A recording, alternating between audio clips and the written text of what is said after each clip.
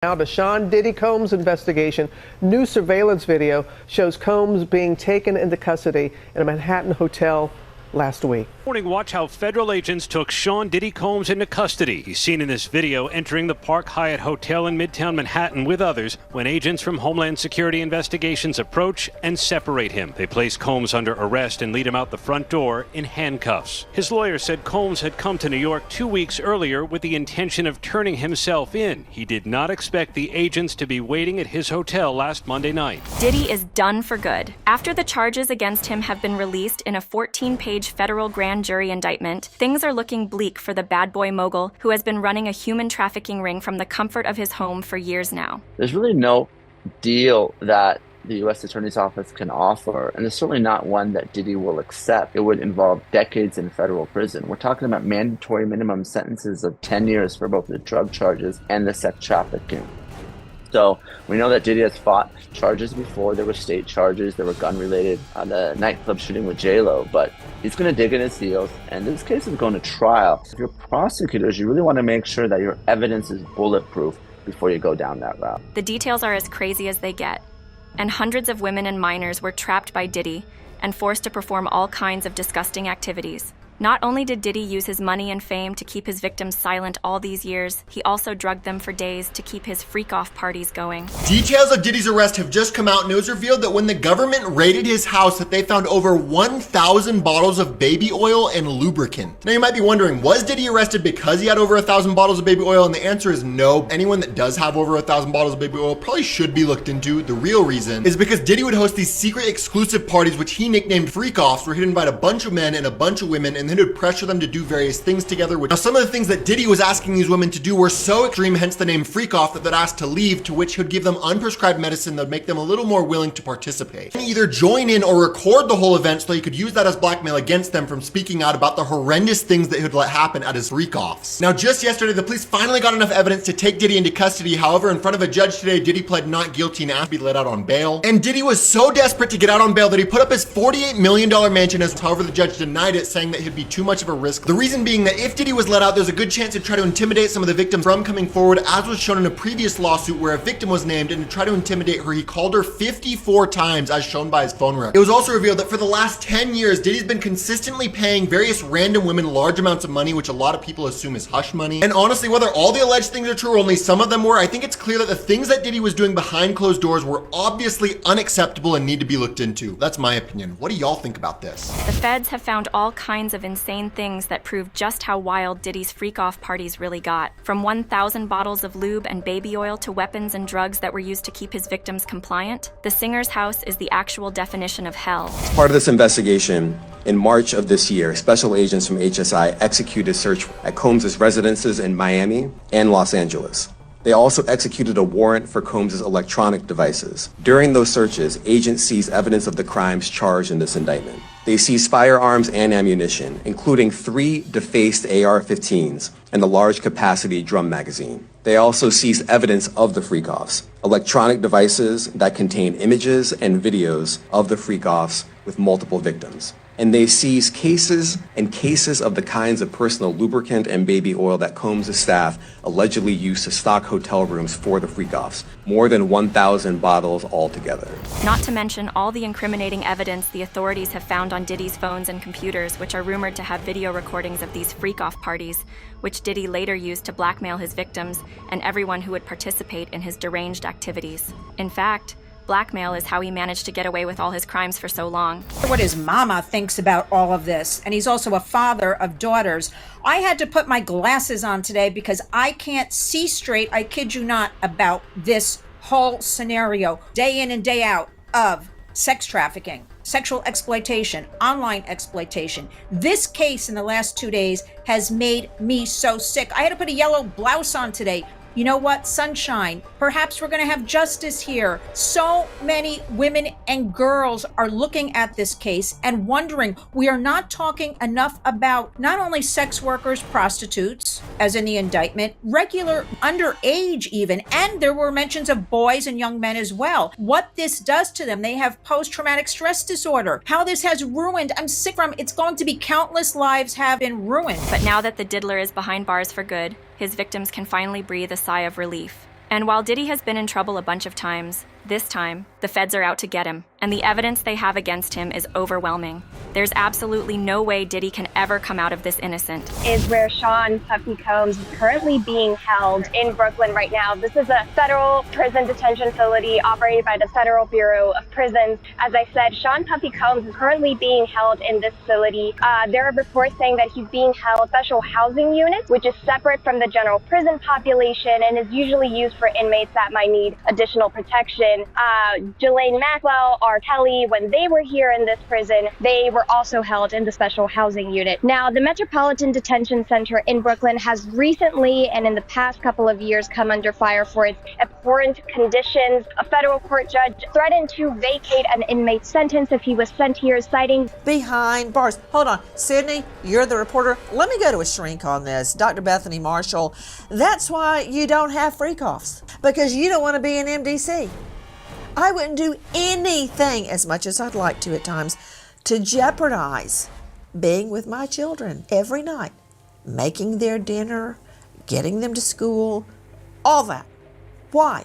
I want to be with them. That's more important than anything else. How could he whine about MDC? He should have thought about that the last 30 years he's been raping women, according to the state. Well, according to the state. Nancy, he put such enormous energy into stalking, raping, violating women. If he had just put that energy into his relationships with his children, can you imagine what fantastic lives they would have? Now, he's in prison at the bottom of the food chain, and we know these sociopaths, they like to relate to others on the basis of power. Power, not affection. He has power over everybody in his civilian life. Nancy, he's not going to have power over anybody in that prison. There are a lot of men with a lot of testosterone, a lot of aggression, an axe to grind, who are just going to be there right on top of him. I don't get it. Lynn Shaw, am I supposed to care that Diddy's got a TT into a metal urinal? I don't care. In fact, Diddy is so hated at the moment that the prison he's in has to put him on suicide watch just to make sure that he doesn't harm himself in any way to put an end to all of this.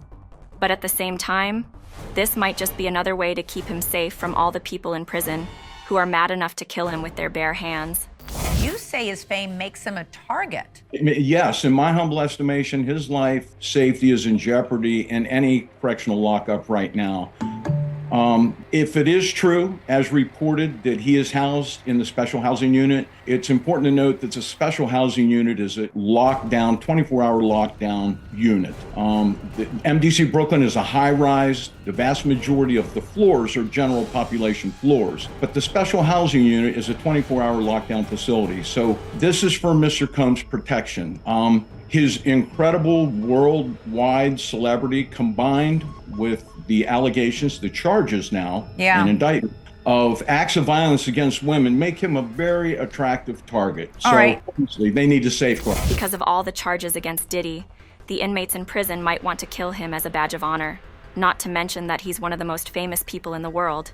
And killing him would be a way for inmates to gain power behind bars and show everyone just how dangerous they are. Here we go again. Diddy has just been placed on suicide in the New York prison, which has seen multiple deaths in recent years. One through stabbing and numerous through suicides. Some other high-profile prisoners to be kept in there include R. Kelly, Ghislaine Maxwell, and Sam Bankman-Fried. Both prisons are in New York. The one that Jeffrey Epstein was somehow capable of committing suicide in is in downtown Manhattan, while the one Diddy is in Brooklyn, so about 10 miles apart. And remember, law enforcement believe that this criminal organization Diddy allegedly was running was too big for him to be doing it alone. So we better not have another Epstein situation before the whole alleged Diddy gang is outed. Last time we wanted to know who was on the island. This time we want to know who was at the freak-off parties, okay? And while Diddy is doing all he can to use his fame and money to make this all go away, the judges aren't giving in this time. Diddy's crimes have gone on for way too long, and now that the government is involved, he has to pay for everything he's done. American rap mogul Sean Diddy Combs has been denied bail as he awaits trial on federal charges. Combs Combs pleaded not guilty to racketeering, sex trafficking and transporting for prostitution in a New York court. Prosecutors allege the 54-year-old created a criminal enterprise through his business empire, which he has allegedly run since about 2008. They claim Combs gave victims a variety of party drugs during extended sexual performances and that he used his business associates, staff and other personnel to help conceal his abuse. His lawyer says he'll appeal the decision to hold the rapper without bail. If convicted, Combs faces a minimum of 15 years in prison. But the cards the diddler is playing are straight up shameless. His lawyers are trying to fool everyone into thinking that Cassie was the actual abuser and not Diddy. But no matter what they say, the evidence doesn't lie. And thanks to Cassie, Diddy's empire is finally crumbling. And so when you talk about that video of Cassie Ventura, that was his then girlfriend, in the video, I mean, just when you saw that, you said it's a bad video. It's pretty difficult to watch. It is, no question. So let me tell you what Will happened. that be used as evidence in court, do you think? 100%, 100%. So what I said in court today, and I'll say it again here, is the two of them were in a hotel. It was just the two of them in a hotel room. She found out that he was seeing someone else. She was going through his phone. She hit him in the head with his own phone, and then she walks into the hallway with two bags. One of the bags has all of his clothing that she is taking from him, which is why he runs out in a towel. So this isn't her fleeing from one of these freak-offs. Why would she take his clothing? That's not what it is. And when the evidence comes out, this is going to be completely different than the government's portrayed it. His lawyers are still trying to put up a brave front and letting the world know that Diddy is going to fight this. But even they know that once the case does go to trial, there's no way Diddy can ever prove his innocence. Because, well, he's not innocent. He's going to plead not guilty, obviously. He's going to fight this with all of his energy, all of his might, and the full confidence of his lawyers. And I expect a long battle with a good result for Mr. Combs. He'll be released. I'm going to fight like hell to get him released, and he should be released with all that he's done and coming here voluntarily.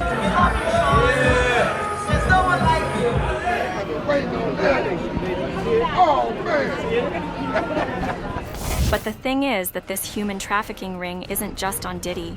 It's on all the powerful celebrities, singers, and even politicians who were in on the whole thing. Not only were these people attending Diddy's crazy sex parties, they were also protecting his dirty secrets from ever coming out. But all this is bigger than Diddy. It's bigger than Diddy, bro. Because you know who else they was doing investigation on during that whole time period? It was the mayor and the politicians in New York City. They turn around and give him the key to the city. All the mayor people that he brought on here in New York City are all resigning. They all resigning. People ain't gonna tie this together, but if you look at it, you have to say, because of Mayor Adams and his relationship with Diddy, it brought on the Southern District of New York to start investigating Diddy on civil lawsuits that was put against him. And now that Diddy is behind bars, it's only a matter of time before the feds use the evidence to track down all his accomplices. It's safe to say that no one is above the law this time around. Quote, Combs and other members and associates of the Combs enterprise wielded the power and prestige of Combs' role at the Combs business to intimidate, threaten, and lure female victims into Combs' orbit, often under the pretense of a romantic relationship. Combs then used force, threats of force, and coercion to cause victims to engage in extended sex acts with male commercial sex workers that Combs referred to as, among other things, freak-offs. Freak-offs were elaborate and produced sex performances that Combs arranged, directed, pleasured himself during, and often electronically recorded. In arranging these freak-offs, Combs, with the assistance of members and associates of the Combs enterprise, transported and caused to be transported commercial sex workers across state lines and internationally.